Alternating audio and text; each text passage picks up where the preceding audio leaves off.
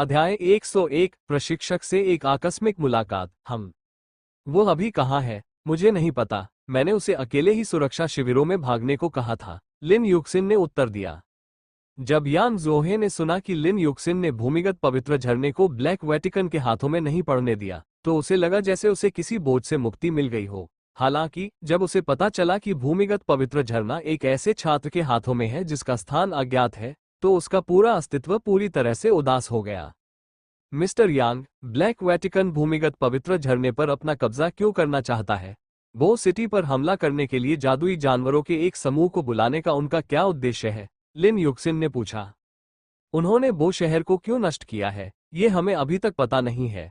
हालांकि भूमिगत पवित्र झरने की चाहत का उद्देश्य बो शहर को पूरी तरह से मिटा देना है, यान ज़ोहे ने गुस्से से भरी आवाज में कहा। क्यों? भूमिगत पवित्र झरना कई हजार साल पुराना एक दिव्य खजाना है। कमांडर स्तर के जादुई जानवर इसकी ओर बेहद आकर्षित होते हैं। डकविंग वुल्फ और हिंसक वर्षा के पिल्लों के साथ दुर्व्यवहार के जरिए उन्होंने इस विपत्ति को जन्म दिया।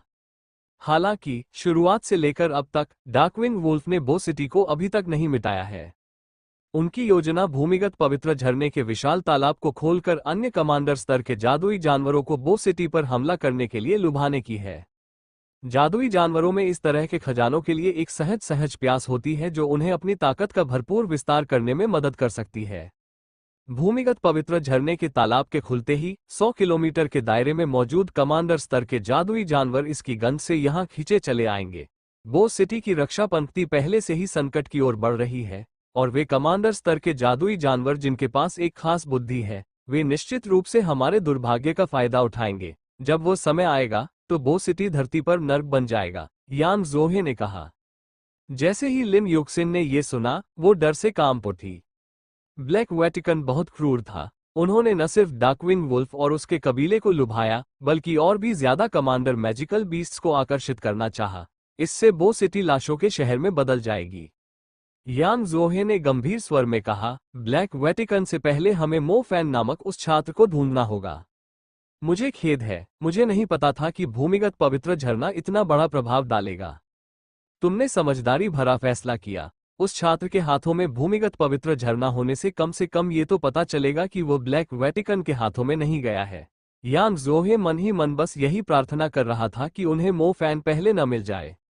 अभी ज्यादा आशावादी मत बनो। मुझे डर है कि ब्लैक वेटिकन वालों को अंदाजा हो गया होगा कि मैंने अंडरग्राउंड होली स्प्रिंग मो फैन को दे दिया है। मुझे लगता है कि उन्होंने शहर में उसके निशान ढूंढने के लिए लोगों को भेज दिया होगा, लिन युक्सिन ने शांत और स्थिर स्वर में कहा। अब समय नहीं है, चलो मो फैन को ढूंढते हैं।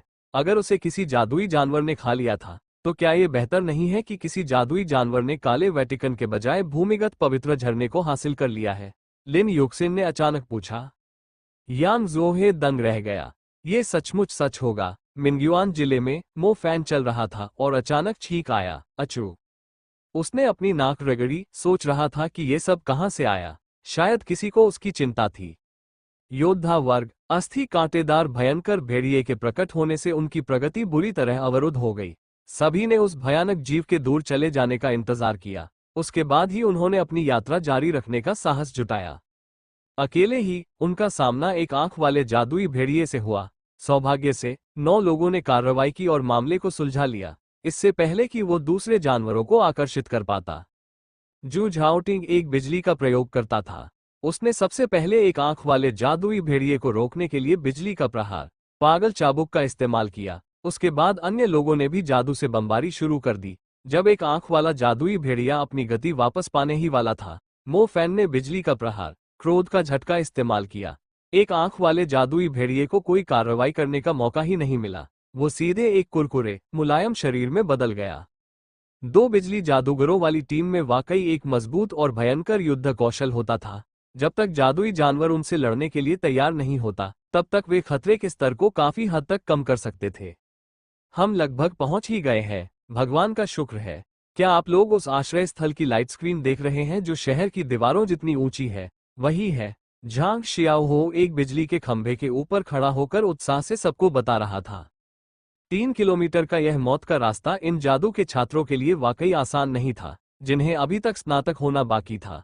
अब जब वे सुरक्षा आश्रय में पहुंचने वाले थे, तो स्वाभाविक रूप से उनकी खुशी का ठिकाना न रहा।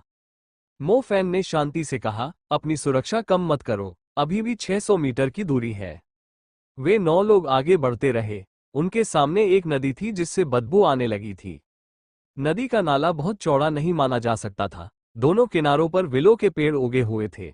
मूल छत्र कैफेटेरिया अब सुगठित और सुंदर नहीं रहा, वो पूरी तरह से अस्त व्यस्त हो गया था।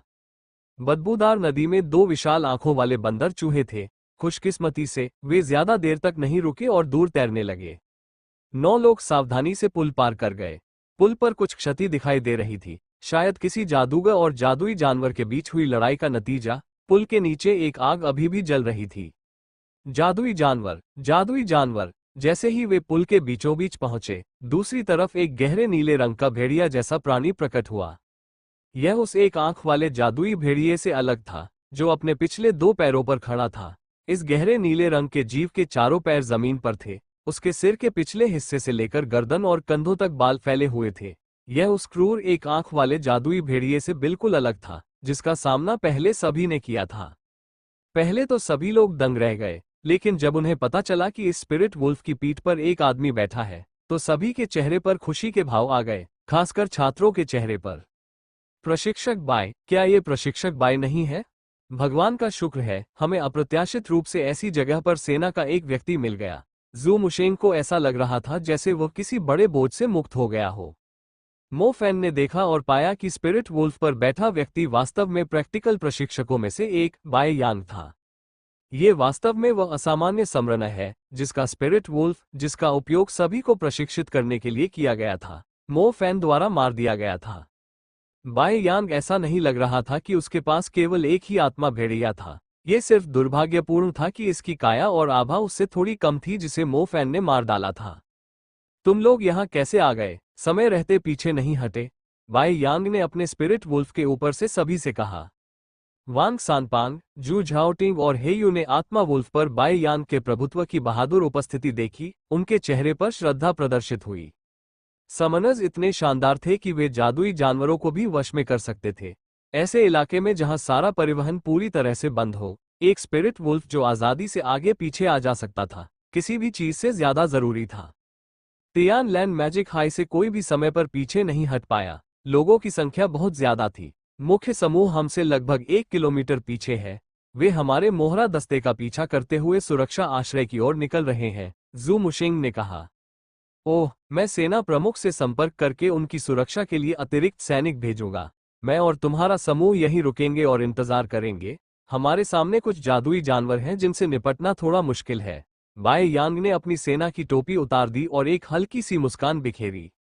प्रशिक्षक बाय यांग, क्या आप जानते हैं कि यहां तक पहुंचने के रास्ते में हमें कितने खतरों का सामना करना पड़ा है? दुर्भाग्य से झांग येंगलू मारा गया, लेकिन सौभाग्य से मो फैन को जादुई जानवरों से निपटने का अनुभव था, वरना हम यहां तक नहीं पहुंच पाते। वांग सानपांग ने तुरंत बाय यांग से कहा।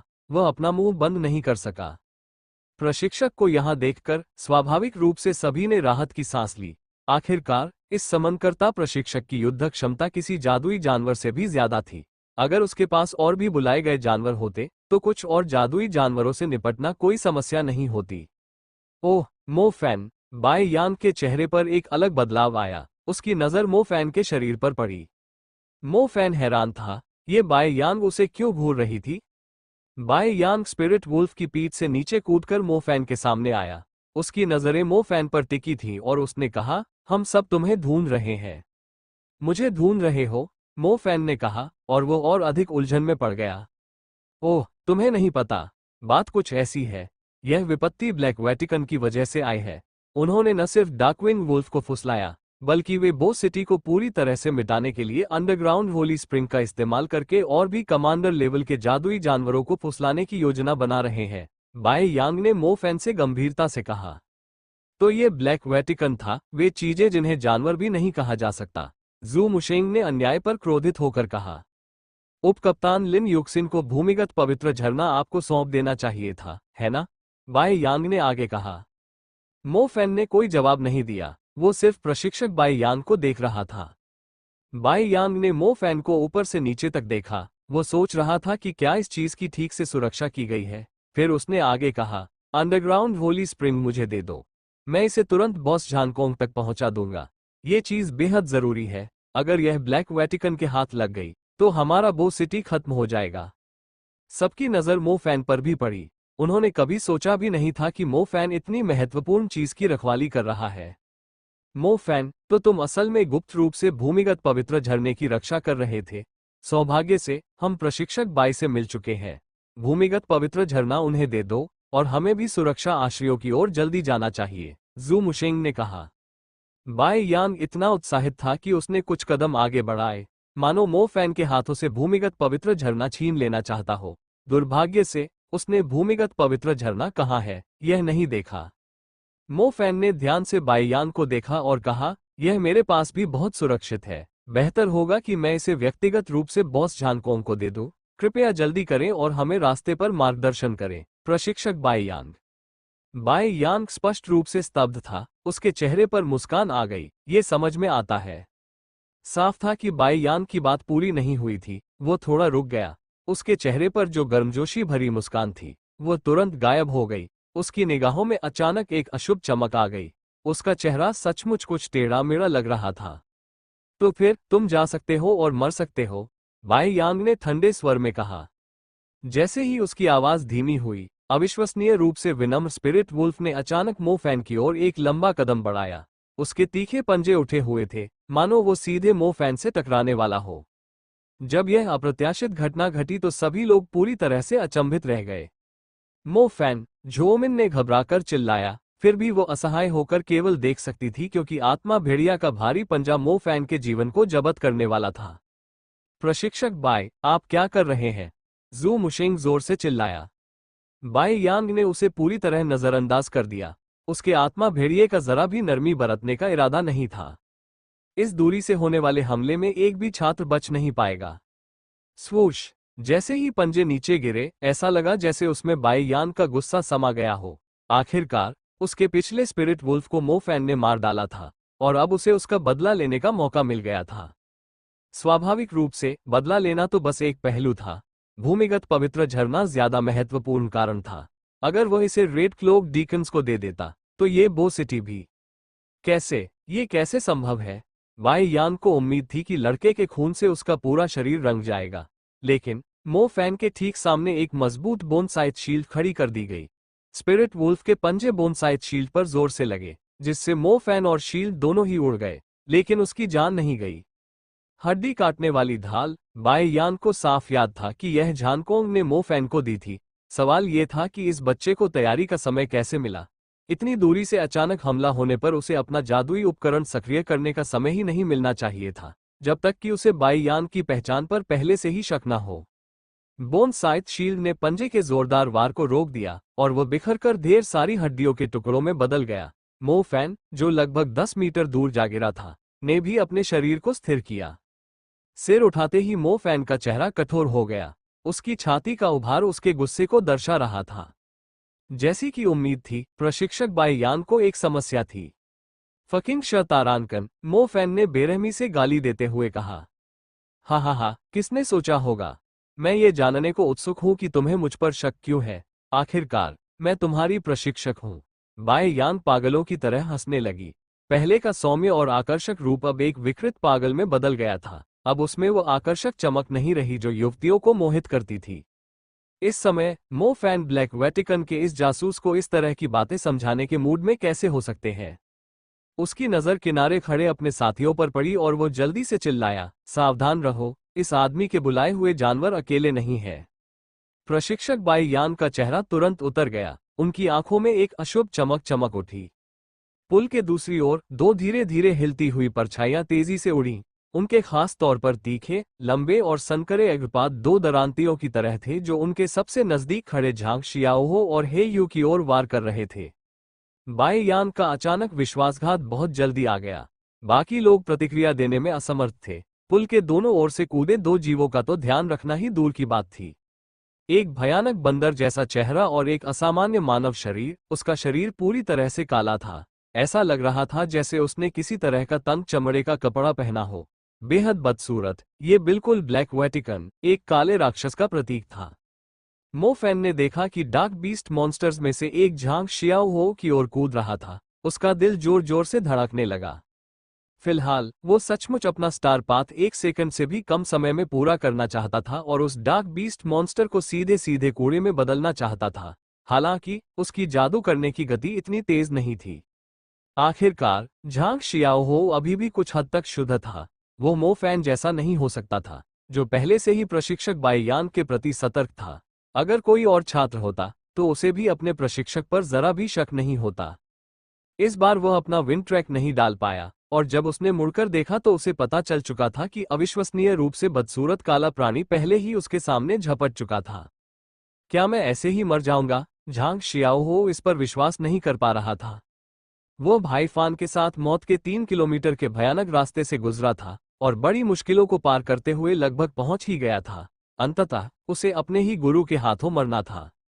झांग जियाओहो ने अपनी आंखें बंद कर ली। पोची गर्म खून अचानक उसके चेहरे पर छलक आया। झांग शियाओहो का दिल असहाय महसूस करने लगा। इस जानवर ने मेरी छाती फाड़ दी है। इसकी गति इतनी तेज थी कि मुझे लगा कि मेरी छाती फटने से पहले मेरे चेहरे पर खून के छींटे पड़ रहे थे। 1 सेकंड बाद भी झांग शियाओहो को कोई दर्द महसूस नहीं हुआ। आंखें खोलते ही वह हैरान रह गया। जैसे ही उसने अपनी आंखें खोली, उसने पाया कि उस पर हमला करने वाला भयानक जानवर उड़ गया था और एक मोटरसाइकिल से जोरदार टक्कर मार दी थी। मैं नहीं मरा। फिर ये खून। झांग शियाओहो ने अपना सिर घुमाया। उसका पूरा शरीर स्तब्ध रह गया। वो चेहरा मौत की तरह पीला था। वो ठंडा और निराशाजनक था और लोग उसे अपनी बाहों में लेना चाहते थे। उसके शरीर से खून बह रहा था। ये गर्म था। यह इतना गर्म था कि इससे झांग शियाओहो का पूरा शरीर जलने लगा। झांग शियाओहो अपने गले की गहराई से चीखना चाहता था। हालांकि उसका गला भयंकर दर्द से अवरुद्ध था, जिससे वह आवाज नहीं निकाल पा रहा था। झांग शियाओहो के सामने पानी की असंख्य बूंदें छिटक रही थीं। वे हेयू के जीवन के समान थीं, जैसे वे जमीन पर गिर रही थीं और जल्दी से बिखर गईं। पवन पथ, पवन पथ, पवन पथ। झांग शियाओहो ने अपने स्टार पाथ को जोड़ने की कोशिश की, जबकि उसका दिल भयंकर दर्द महसूस कर रहा था और अंत में उसके शरीर के चारों ओर एक हवा घूम गई।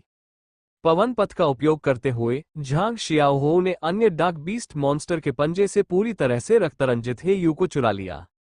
फ्लैश स्टेप्स पर भरोसा करते हुए वो हेयू को उठाकर दूर एक जगह की ओर दौड़ा। हालांकि खून भी जमीन पर बिखर रहा था। ये पूरी तरह से रुकने में असमर्थ था। एक काला जानवर राक्षस वध करने में माहिर था और किसी भी प्राणी की धमनियों को सटीक रूप से खोजने में सक्षम था। एक बार काटने पर रक्त बिना रुके बहता रहता था। तुमने मुझे बचाने के लिए वाटर बैरियर का इस्तेमाल क्यों किया? तुम्हें तो अपनी रक्षा खुद करनी चाहिए थी। तुम तो अपनी रक्षा भी नहीं कर पा रहे, बेवकूफ। मिस्टर जू, कृपया जल्दी कीजिए और हेयू को बचाइए। मैं आपसे विनती करती हूँ, कृपया उसे बचा लीजिए। कोई रास्ता जरूर होगा। शट शट शट, मैं तुम्हें मार डालूंगा कमीने। चीख पुकार की आवाज सबके कानों में गूंज उठी, जैसे किसी ने कभी सोचा भी नहीं था कि प्रशिक्षक बाईयान ब्लैक वेटिकन से कोई है। उन्होंने कभी सोचा भी नहीं था कि हेयू झांग शियाओहो की इस तरह रक्षा करेगा। हर तरफ मनमोहक लाल रक्त था। उसे देखकर सबके दिल दहल गए। झांग जियाओहो ने हेयू को पकड़ लिया और हेयू ने उसकी तरफ देखा। उसका पीला चेहरा बैंगनी हो रहा था। उसकी आंखें खुली हुई थीं। उसकी काली पुतलियां जीवन के अंतिम क्षणों की मिश्रित भावनाओं से भरी थी। शायद ये संतुष्टि का एक अंश था, क्योंकि वो आखिरकार एक विकट परिस्थिति में वाटर बैरियर लगाकर श्री जू के कहे अनुसार एक व्यक्ति की जान बचा पाई थी। शांति भी थी। उसके सामने खड़े दुबले पतले लड़के ने प्रैक्टिकल के दौरान उसे बचाने के लिए अपनी जान जोखिम में डाली थी और आज उसने उसे भी बचा लिया था। लेकिन सबसे जरूरी बात ये तड़प थी। दूसरी लड़कियों की तरह उसकी भी बहुत सी इच्छाएं थी जो अभी तक पूरी नहीं हुई थी। हाँ, लगता है तुम बदमाशों ने भी थोड़ी तरक्की कर ली है। मुझे लगा था कि अगर डार्क बीस्ट मॉन्स्टर्स ने दूसरी बार चाल चली तो तुम दोनों की जान जरूर चली जाएगी। मैंने कभी नहीं सोचा था कि तुम दोनों में से कोई बचेगा। लेकिन तुम्हारे प्रशिक्षक, मैंने तुम्हें एक और सबक सिखाया है, और वो ये कि किसी पर इतनी आसानी से भरोसा मत करना। बदकिस्मती से ये तुम्हारी जिंदगी की आखिरी क्लास हो सकती है, क्योंकि तुम में से कोई भी इस पुल को पार करने के लिए जिंदा नहीं बचेगा। बाय यांग बीच में खड़ा चिल्लाया, काफी बदहवास सा लग रहा था। जब वह जीवित रहने के बारे में बात कर रहा था तो दो डार्क बीस्ट मॉन्स्टर्स एक बार फिर अन्य छात्रों की ओर झपटे। डार्क बीस्ट मॉन्स्टर का शरीर इंसानों से ज्यादा अलग नहीं था। उनकी गति विशाल आंखों वाले बंदर चूहे से दोगुनी थी, और एक बार जब वे किसी अंधेरी जगह में छिप जाते तो उनकी आकृति देखना बहुत मुश्किल हो जाता। इस तरह के बेहद फुर्तीले जीव को नौसिखिए जादूगरों का जल्लाद कहा जा सकता है। ये आपको जादू का जादू खत्म होने से पहले ही एक ही वार में मार सकते थे, और ये जादूगर के उन्मत्त हमले से भी आसानी से बच सकते थे। पीछे हटना, जू मुशेंग चिल्लाया। सभी ने अभी अभी अनुभव किया था कि डार्क बीस्ट मॉन्स्टर कितने दुर्जेय होते हैं। एक बार जब वे किसी भी छात्र के पास पहुंचते तो अगले ही पल वे हेयू जैसे हो जाते, खून बहना बंद करने में असमर्थ। दूसरी तरफ हट्टा कट्टा स्पिरिट वुल्फ मोफैन के सामने खड़ा होकर उसे रोक रहा था। इस क्रूर जीव ने शायद उसकी ढाल पर वार करके खुद को बहुत चोट पहुंचाई थी, और कुछ देर तक मोफैन पर दोबारा हमला करने में असमर्थ रहा। फिर भी उसने अपनी क्रूर आंखों से मोफैन को मौत की नजर से घूरा। मोफैन जोर जोर से सांसें ले रहा था, उसकी छाती धड़क रही थी। झांग शियाओ की करुण चीख सुनकर उसके पेट में एक भयंकर आग भड़क उठी। हे यू के नजरिए से प्रशिक्षक बाय यान को देखना सुरक्षित होने के बराबर था। हालांकि किसने सोचा होगा कि प्रशिक्षक बाय यांग असल में एक जादुई जानवर से भी ज्यादा निर्दयी थे। उनका चेहरा अभी भी उनका मजाक उड़ाता देखकर उनका मन कर रहा था कि उस आदमी के चेहरे पर मुक्का मार दें। रोआ, आत्मा भेड़िए ने अपना मुंह खोला और उसके गले की गहराई से कुछ उमड़ रहा था। दहाड़ के बाद एक गंदी हवा की लहर मोफैन की ओर तेजी से बढ़ी। उड़ते रेत के पत्थर, ये स्पिरिट वुल्फ का खास हुनर था। अगर वह अपने पंजों का इस्तेमाल न भी कर पाता तो भी दूर से ही दुश्मन पर हमला कर सकता था। ऊपर से पीले रंग के उड़ते हुए रेत के पत्थर उड़ रहे थे, लेकिन मोफैन पहले से ही पूरी तरह तैयार था। वह फुर्ती से एक तरफ लुढ़का और जल्दी से एक खाली पड़ी वैन के पीछे छिप गया। उड़ते हुए रेत के पत्थरों के वैन की सतह से टकराने पर उसकी स्टील की परत चीखने लगी। चट्टानें वैन में घुस गईं और पीछे कई छेद कर गईं। पूरी वैन बार बार हिलने लगी। मोफैन वैन से पीठ टिकाकर खड़ा हो गया, उसकी आंखों से बैंगनी रंग की चमक निकल रही थी। ये चमक और भी तेज होती गई और मोफैन के शरीर के चारों ओर एक खूबसूरत बैंगनी रंग की लकीरें बनाने लगी। स्टार पथ के भीतर 7 तारे चकाचौंध कर रहे थे। वे एक दूसरे को बिजली भेज रहे थे और जल्दी ही मोफैन के शरीर के चारों ओर एक उग्र और घुमावदार बिजली के पैटर्न में संघनित हो गए। मोफैन ने एक लंबी सांस छोड़ी और उड़ते हुए रेत के पत्थरों के पूरी तरह रुकने से पहले ही वह मुड़ गया। उसका सामना सीधे स्पिरिट वुल्फ से हुआ। मैंने 1 साल पहले तुम्हारे जैसी चीज का कत्ल किया था और आज मैं तुम्हें कुत्ते की तरह मार डालूंगा, मोफैन ने गुस्से में कहा, और उसकी आंखों में डर का एक भी निशान नहीं था। उसने अपना एक हाथ उठाया और अचानक मुट्ठी भींच ली। बिजली का आदेश पारित हो गया। हवा में उत्तेजित और अस्थिर बिजली के तत्व एक आक्रोशित तीखे हथियार में बदल गए और स्पिरिट वुल्फ पर टूट पड़े। स्पिरिट वुल्फ ने बचने का प्रयास किया, लेकिन मोफैन ने पहले ही अनुमान लगा लिया था कि वह किस स्थान पर होगा। लाइटनिंग स्ट्राइक, रेथ शॉक में लाइटनिंग स्ट्राइक, मैडविप के सकर्मक प्रभाव विरासत में मिले हैं। जब तक एक भी लाइटनिंग आर्क स्पिरिट वुल्फ के संपर्क में आता, तब तक बाकी लाइटनिंग स्ट्राइक लक्ष्य के शरीर में चुंबक की तरह समा जाती, क्योंकि उसे बेरहमी से कोड़े मारे जाते थे और लाइटनिंग बेरहमी से उसके शरीर में घुस जाती थी। बैंगनी रंग की बिजली की कई चमकें थीं। उन्होंने स्पिरिट वुल्फ के पूरे शरीर को ढक लिया था और वह लगातार एक दर्दनाक चीख निकाल रहा था। स्पिरिट वुल्फ की गतिशीलता क्षमताएं तुरंत गायब हो गईं। वह अब एक कदम भी मोफैन के पास नहीं पहुंच पा रहा था। मोफैन ठंडे स्वर में मुस्कुराया। लाइटनिंग स्ट्राइक करने के कुछ ही सेकंड बाद उसकी पुतलियों में एक लाल रंग की चमक चमक उठी। पता नहीं कब उसके दूसरे हाथ में आग का एक गोला आ गया था। सबसे पहले बिजली और फिर आग। ईश्वर त्यागी आत्मा भेड़िया उन 2 जादुओं का स्वाद चखने वाला था जो तत्वों के क्षेत्र में सबसे मजबूत शक्ति रखते थे। उसका क्रोध आग और बिजली जैसा था। उसके हाथों में जो आग का गोला था वह गुस्से में ही फेंका गया था। सब देख सकते थे कि आग का गोला सीधे उस आत्मा भेड़िए के मुंह की ओर फेंका गया था जो दर्द से कराह रहा था। काफी अभ्यास और वास्तविक अनुभव के बाद मोफैन फायर बर्स्ट को और भी सटीक ढंग से इस्तेमाल करने में सक्षम हो गया। जैसी कि उम्मीद थी, आग का छोटा सा गोला स्पिरिट वुल्फ के सिर से टकराया, जो अपना थूथन थोड़ा ऊपर उठा रहा था, और फिर उसके मुंह में तैर गया। टूटना। मोफैन की निगाहें एक मशाल की तरह थी, क्योंकि उन्होंने ये कहा, फायर बर्स्ट के टूटना के तीसरे स्तर पर उनके नियंत्रण ने एक पूर्ण सिंक्रोनाइजेशन हासिल किया था। छोटा सा आग का गोला बिल्कुल भी शक्तिशाली नहीं लग रहा था। हालांकि मोफैन के चिल्लाने पर वह भड़क उठा और स्पिरिट वुल्फ के मुंह में जोर से फट गया। आग की लपटों की प्रचंडता ने स्पिरिट वुल्फ के थूथन को तुरंत जला दिया। आप स्पिरिट वुल्फ के मुंह की हड्डियों को बुरी तरह विकृत होते हुए साफ देख सकते थे, और इसके अलावा उसके जबड़े भी भयंकर लपटों में फौरन समा गए। आग यहीं नहीं रुकी, वह बेरहमी से स्पिरिट वुल्फ के गले से नीचे की ओर फैलती गई और उसके पेट में धंस गई। इससे उसका पेट तुरंत फूल गया, ऐसा लग रहा था मानो फट जाएगा। बूम! आखिरकार एक तेज आवाज हुई और क्रूर आत्मा भेड़िया अंदर फटे हुए रपचे की वजह से भुने हुए बदबूदार मांस में बदल गया। उसका शरीर बाय यान के सामने भारी होकर गिरा। बाय यान की व्यंग्यात्मक मुस्कान तुरंत फीकी पड़ गई। उसकी उदासी भयावह स्तर तक पहुंच गई।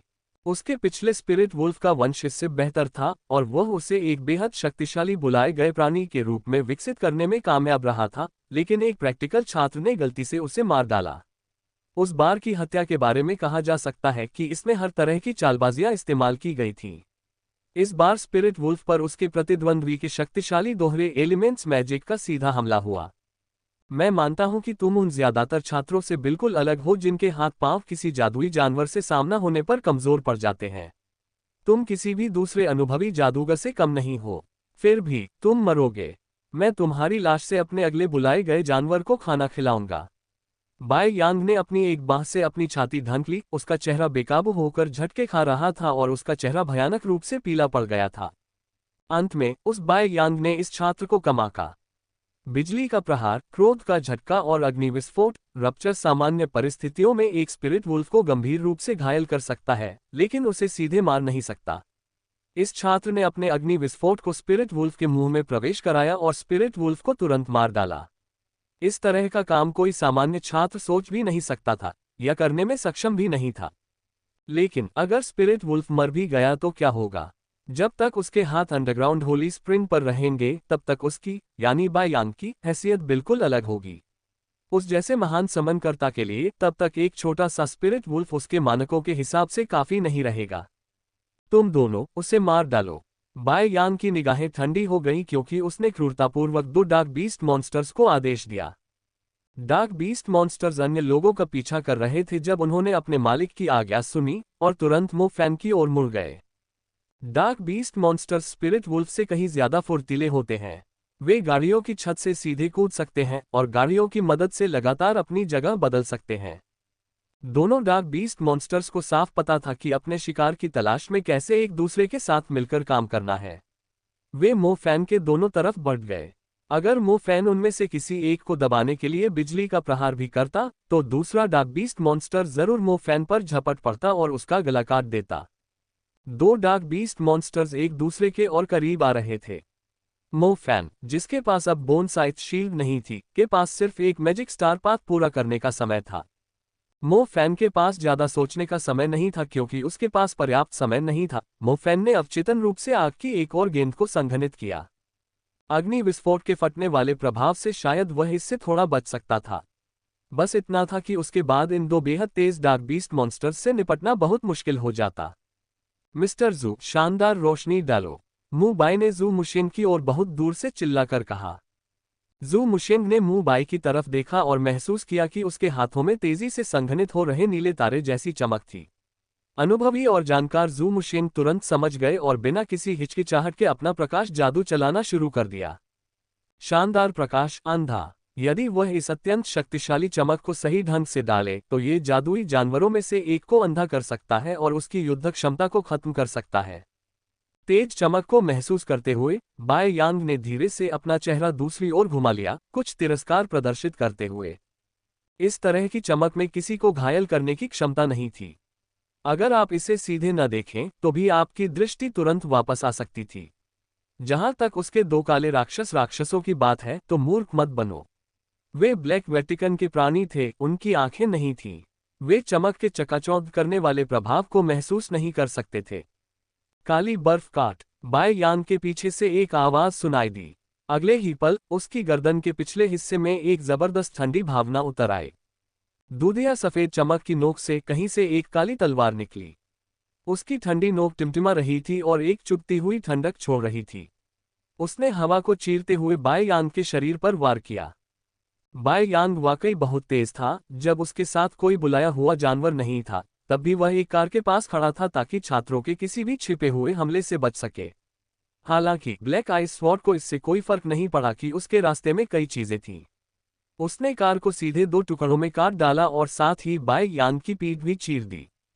घाव तेज और ताकत से भरा था। उसने बाई यान के बाएं कंधे को साफ साफ चीर दिया। जैसे ही खून टपकने लगा, उसके शरीर पर लगा घाव बर्फ की एक परत के नीचे जम गया। बाई यांग धीरे धीरे जमीन पर गिर पड़ा और ऊपर की ओर देखने लगा। उसका चेहरा अविश्वास से जम गया। वह एक समनकर्ता जिसने 3 बुलाए गए जानवरों को वश में किया था, वास्तव में उन छात्रों द्वारा मारा गया था जिन्होंने 1 साल पहले जादुई जानवरों को देखने के बाद अपनी पैंट में पेशाब कर दिया था। डेथ स्ट्राइक जादुई उपकरण। एक छात्र जिसने अभी तक स्नातक भी नहीं किया था, उसके पास इतना कीमती जादुई उपकरण कैसे आ गया और उसने उसे अचानक कैसे इस्तेमाल किया। यह इतना अचानक हुआ कि उसे अपने रक्षात्मक जादुई उपकरण का इस्तेमाल करने का भी मौका नहीं मिला। जू मुशिन के जादू की विचलित करने वाली चमक मंद पड़ने लगी। मो फैन देख पा रहा था कि 2 डार्क बीस्ट मॉन्स्टर्स ने अचानक उस तेज रोशनी में अपनी हरकतें रोक दी थीं। डार्क बीस्ट्स अपने गले पकड़े हुए थे, उनके शरीर दर्द से ऐंठ रहे थे। मो फैन को और भी ज्यादा हैरानी इस बात से हुई कि उनके काले काले शरीर ऐसे लग रहे थे जैसे उनका सामना किसी तेज तापमान वाली चीज से हो गया हो, और वे धीरे धीरे पिघलने लगे। 5 सेकंड भी नहीं बीते थे कि 2 काले राक्षस जो उसकी जान लेना चाहते थे, एक घिनौने काले तरल में घुल गए जिससे घिनौने बुलबुले भी निकल रहे थे। डार्क बीस्ट मॉन्स्टर्स अपने स्वामियों से जुड़े हुए हैं। अगर स्वामी मर जाता है तो वे भी नष्ट हो जाते हैं। यही कारण है कि वे ब्लैक वेटिकन के सबसे समर्पित दुष्ट प्राणी हैं, जू मुशिंग ने अपने माथे से पसीना पोंछते हुए समझाया। अन्य छात्र एक एक करके आगे बढ़े, हे यू की लाश पर नजर डाली और फिर गहरे तरल मवाद के 2 कुंडों पर। उनके चेहरे थके हुए थे। जादुई जानवरों का सफाया करने के बाद शायद वे एक दूसरे से एक हद तक जुड़ पाए। हालांकि प्रैक्टिकल प्रशिक्षक बाई यान की इन हरकतों के बाद मानव स्वभाव पर उनका भरोसा डगमगा गया था। कोई नहीं जानता था कि उन्हें इसके अनुकूल ढलने में कितना समय लगेगा। डेथ स्ट्राइक मैजिक इक्विपमेंट जो मेरे चाचा ने मुझे मेरे 18वें जन्मदिन पर उपहार में दिया था, अंततः उपयोग में लाया गया है, मू बाई ने कड़वी मुस्कान के साथ कहा, क्योंकि उसने देखा कि हर कोई उसे घूर रहा था। डेथ स्ट्राइक जादुई उपकरण एक आक्रमण प्रकार का जादुई उपकरण था। इसे सक्रिय करने के बाद यह मारक शक्ति का एक विशाल विस्फोट उत्सर्जित कर सकता था, लेकिन इसका उपयोग किया जाने वाला मन भी उतना ही बड़ा था। साथ ही डेथ स्ट्राइक जादुई उपकरण जादुई कवच से कहीं अधिक कीमती था। इसे कोई जादूगर भी नहीं खरीद सकता था, आम लोग तो और भी कम। बाई यांग वास्तव में यह अनुमान लगाने में असमर्थ था कि उनके बीच एक ऐसा छात्र होगा जिसके पास डेथ स्ट्राइक मैजिक टूल होगा। आखिरकार एक अमीर परिवार भी ऐसे छात्र को, जिसने अभी तक स्नातक नहीं किया है, यूं ही इस तरह का मैजिक टूल नहीं देगा। खैर, म्यू बाई के डेथ स्ट्राइक टूल ने सबको बचा लिया था। हो सकता है कि वे उन 2 डार्क बीस्ट मॉन्स्टर्स की तेज रफ्तार का सामना न कर पाते। अच्छा काम, मू बाई। झाओ कुंसन एक कोने से बाहर कूद पड़ा, उसका चेहरा उत्साह से भर गया। ये डरावना था, मुझे लगता है कि मैं फिर कभी किसी दूसरे व्यक्ति पर भरोसा नहीं कर पाऊंगा। मो फैन ने एक लंबी सांस छोड़ी और ग्रीन टी की ओर देखा। ओह, मू बाई। इस बार यह सब धनी जादू की दूसरी पीढ़ी की बदौलत था। उसके बेहद शानदार डेथ स्ट्राइक मैजिक इक्विपमेंट के बिना कौन जानता था कि इस प्रशिक्षक बाई यांग से छुटकारा पाने से पहले उनमें से कितने लोग मर जाते। क्या बाकी सब ठीक है? जू मुशिंग ने पूछा। आसपास छिपे छात्र एक एक करके इकट्ठा हुए। सिर्फ झांग शियाओहो बाढ़ के पास बिल्कुल बेसुध खड़ा था।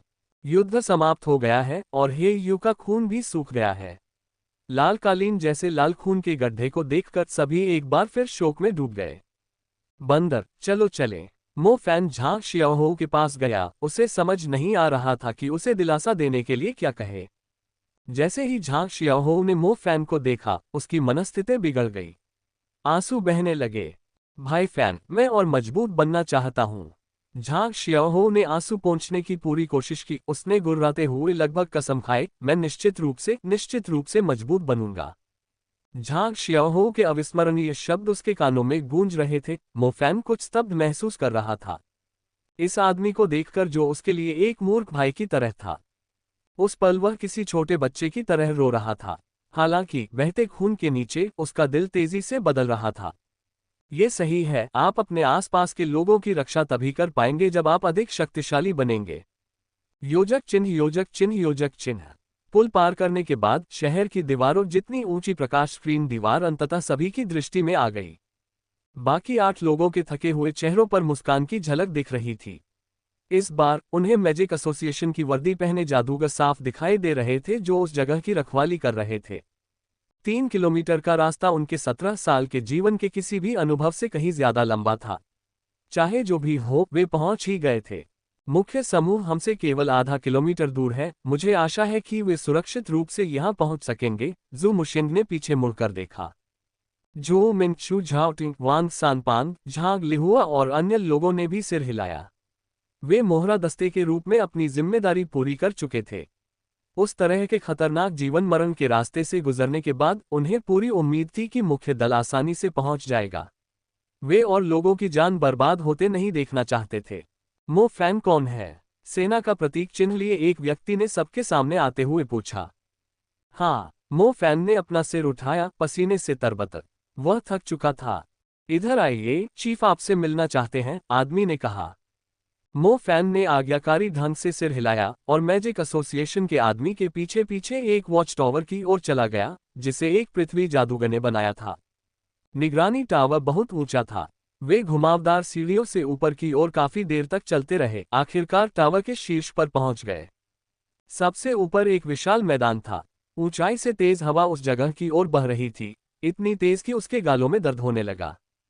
वॉच टावर पर कोई सुरक्षा रेलिंग नहीं थी, फिर भी एक व्यक्ति पारदर्शी विंडब्रेकर पहने वहां खड़ा था। उसके हाथ पीठ के पीछे थे, उसके बिखरे बाल आंधी के साथ उड़ रहे थे। उस आदमी के बाएं और दाएं कुछ बैटल मैच खड़े थे, जिन्होंने पारदर्शी विंडब्रेकर भी पहने हुए थे। उनके टोप ऊपर उठे हुए थे और उनके शरीर पूरी तरह से स्थिर थे, क्योंकि वे प्रेरी दुर्ग के बिल्कुल किनारे पर खड़े थे। वे क्रोधित नहीं थे, बल्कि मूर्तियों की तरह खड़े होने पर उनमें एक प्रकार की शक्ति थी। बीच में खड़े प्रमुख झानकोंग ने लोगों को प्रशंसा का भाव दिया। यह उस बेशर्म प्रशिक्षक झानकोंग से बिल्कुल अलग था, जिससे मो फैन पहले मिल चुका था।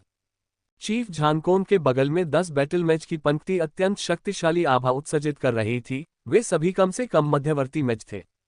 उन्होंने दूर तक देखा, उनकी निगाहें तलवारों की तरह सिल्वर कॉमर्स टावर के गुंबद की ओर, बो सिटी की आपदा के पीछे के सरगना की ओर थी। कमांडर स्तर का जादुई जानवर, डार्कविंग वुल्फ।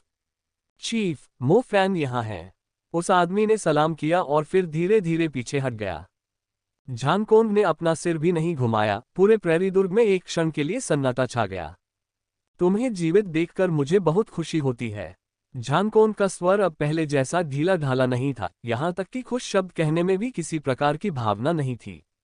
वर्तमान झानकोंग वही मुख्य प्रशिक्षक नहीं था जिसे मो फैन जानता था, या यह असली वह हो सकता है, गरिमा में और अलग। मो फैन ने पूछा, क्या आप जानते हैं कि जब मैं आपको देखता हूं तो सबसे ज्यादा क्या करना चाहता हूं? मुझे धिक्कार है। बाय यान का ब्लैक वेटिकन का हिस्सा होना वाकई हम सबको हैरान कर गया। शुक्र है कि तुम्हें उस पर शक था और तुमने अपनी जान बचा ली, झानकोंग ने समान भाव से कहा। झानकोंग को अपने मातहतों की रिपोर्ट से पहले ही समझ आ गया था कि क्या हुआ है, और झानकोंग को इसकी बिल्कुल भी उम्मीद नहीं थी। सेना भी बैटल मैच बाय यान के दुष्ट हृदय को भांप नहीं पाई थी। तो फिर मो फैन को उस पर शक क्यों था? क्या तुमने इसके बारे में सोचा भी है? जब मैं प्रैक्टिकल में प्रशिक्षक बाय यांग द्वारा संरक्षित गुफा में था, तो मैंने देखा कि वहां के तालाब में जानवरों द्वारा पानी पीने के निशान थे। यह कोई एक जानवर नहीं था, और उस घटना के बाद मैंने प्रशिक्षक बाय से पूछा कि क्या उनके पास कोई और बुलाया हुआ जानवर है, और उन्होंने जवाब दिया कि उनके पास नहीं है। इतनी अप्रासंगिक बात पर आपने मान लिया कि वह एक समस्या थी। झानकोंग अनायास ही हंस पड़ा। उस समय अचानक से बेकाबू हो जाने वाला स्पिरिट वुल्फ भी एक समस्या थी। दरअसल मैं भी यह मानने को तैयार नहीं था कि इंस्ट्रक्टर बाय एक जासूस है, और मैं इसकी पुष्टि भी नहीं कर पा रहा था। मैंने बस इसे अपने दिमाग में दबा रखा था। किसे पता था कि वह असल में हमारे खिलाफ कार्रवाई करेगा? मो फैन ने जवाब दिया। मो फैन को असल में बस थोड़ा सा शक था। अगर उसे वाकई यकीन होता कि कोई समस्या है, तो इंस्ट्रक्टर बाय को देखते ही उसने आसपास के लोगों को आगाह कर दिया होता। इसके अलावा मो फैन ने डार्क बीस्ट मॉन्स्टर्स के आने का अंदाजा नहीं लगाया था। तो फिर पवित्र भूमिगत झरना कहाँ है? झानकोंग उस जासूस के बारे में चर्चा जारी नहीं रखना चाहता था, इसलिए वह सबसे महत्वपूर्ण विषय पर आ गया। मुझे प्यास लगी थी, इसलिए मैंने इसे पी लिया, मो फैन ने मजाकिया अंदाज में जवाब दिया। मुखिया झानकोंग प्रेरी दुर्ग के किनारे खड़ा था और लगभग फिसलकर मर गया। अभी अभी जो गरिमा में आभा उससे निकल रही थी, वह पूरी तरह गायब हो गई थी। झानकोंग ने पलटकर मो फैन को बड़ी बड़ी आंखों से देखा। अरे क्या तुम मेरे साथ खिलवाड़ कर रहे हो? क्या तुम भूमिगत पवित्र झरने को नोनफू झरने के पानी की तरह समझते हो और प्यास लगने पर उसे पी लेते हो? ये वो शहर की 1000 साल पुरानी एक सच्ची निशानी है।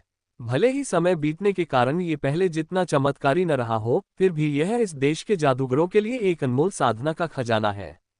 फिर भी इसे इस बच्चे ने पानी की तरह पी लिया। यह मजाक करने का समय नहीं है। चीफ झानकोन की अभिव्यक्ति गंभीर थी क्योंकि वह मो फैन को घूर रहा था। मैं मजाक नहीं कर रहा हूं। क्या आपको लगता है कि मैं ऐसा कुछ लेकर सुरक्षित रूप से यहां पहुंच सकता हूं? भूमिगत पवित्र झरने को ले जाने से मैं तांगसेन के मांस के समान हो जाऊंगा, सभी प्रकार के जादुई जानवरों को आकर्षित करूंगा। लेकिन मैंने इस चीज को फेंकने की हिम्मत भी नहीं की, कहीं कुछ बड़ा ना हो जाए। ये बस इतना हुआ कि मैं इतना डर गया था कि मुझे थोड़ी प्यास लग गई, इसलिए मैंने इसे एक छोटी सी बूंद भी पीछे छोड़े बिना पूरा पी लिया, मो फैन ने गंभीरता से उत्तर दिया। अपनी बात समाप्त करने के बाद मो फैन ने वह बोतल निकाली जिसमें भूमिगत पवित्र झरना था और उसे झानकोन की ओर फेंक दिया। जब झानकोन को खाली बोतल मिली और उसने अंदर देखा तो उसके चेहरे पर एक अजीब सा भाव उभर आया। तुमने सचमुच इसे पी लिया? यहाँ तक कि वह, जो एक महान सैन्य नेता के वंशज थे और देश की राजनीति में एक निश्चित मात्रा में अधिकार रखते थे, ने भी पहले कभी ऐसी विलासिता नहीं ली थी। झानकोन ने टावर के किनारे से गिरने से बचने के लिए कुछ कदम पीछे हट लिए। थोड़ी देर बाद ही झानकोन को अपना संयम वापस मिल पाया। उसने बेबसी से कहा, अगर यह आपदा से पहले की बात होती तो तुम्हें सूली पर जला दिया जाता और तुम्हारे साथ भी ब्लैक वेटिकन जैसा ही व्यवहार होता। हालांकि मैं, म्यू जुयुन, यांग जुओहे, और झू, दिन काए और बाकी लोग उम्मीद कर रहे थे कि भूमिगत पवित्र झरना ब्लैक वेटिकन के हाथों में न पड़े, और इसके अलावा यह अगले कुछ सालों में सूख भी जाएगा, इसलिए हम इसे वैसे भी ज्यादा इस्तेमाल नहीं कर पाएंगे। अगर कुछ बचा भी नहीं तो बस वो शहर को बचा पाना ही सबसे जरूरी बात है। मुझे भी यही पूर्वाभास था, इसलिए मैंने उसे सीधे पी लिया। अगर ब्लैक वेटिकन मुझे ढूंढ भी ले और मेरी लाश को खोले भी, तो ज्यादा से ज्यादा उसे एक खासी बदबूदार पेशाब ही मिलेगा। मो फैन ने व्यंग्य किया। ये बच्चा, झानकोन ने मुस्कुराते हुए अपना सिर हिलाया। झानकोन को वास्तव में इस बात की ज्यादा परवाह नहीं थी कि भूमिगत पवित्र झरने का क्या हुआ। दरअसल मो फैन की बातों पर उसे यकीन भी नहीं था। हालांकि सूख रहा भूमिगत पवित्र झरना वो शहर के लिए सौभाग्य की बजाय एक विपत्ति लेकर आया था। अगर मो फैन एक चालाक छोटा चोर भी था और उसने इसे सचमुच छिपाया था, तो भी इसे वो शहर को बचाने का उसका इनाम माना जा सकता था। आखिरकार एक छात्र होने के नाते, जिसने हाई स्कूल का तीसरा साल भी पूरा नहीं किया था, इतनी महत्वपूर्ण चीज की रक्षा कर पाया और बाय यांग के विश्वासघात को भांप पाया। अगर कोई और होता तो भूमिगत पवित्र झरना शायद ब्लैक वेटिकन के हाथों में पड़ जाता। अगर उसने सचमुच पी लिया तो कोई बात नहीं, अगर उसने छुपाया तो भी कोई बात नहीं। अब कोई बात नहीं। चूंकि उन्होंने पुष्टि कर दी थी कि भूमिगत पवित्र झरना ब्लैक वेटिकन के हाथों में नहीं पड़ा है, और यह भी पुष्टि कर दी थी कि जिसका उन्हें सामना करना था वह कमांडर स्तर का डार्कविंग वुल्फ था, तो उनके लिए इस आपदा को समाप्त करने का समय आ गया था। लोगों के खिलाफ कोई अपराध करो और मैं तुम्हें दिखावे के लिए दांव पर लगा दूंगा।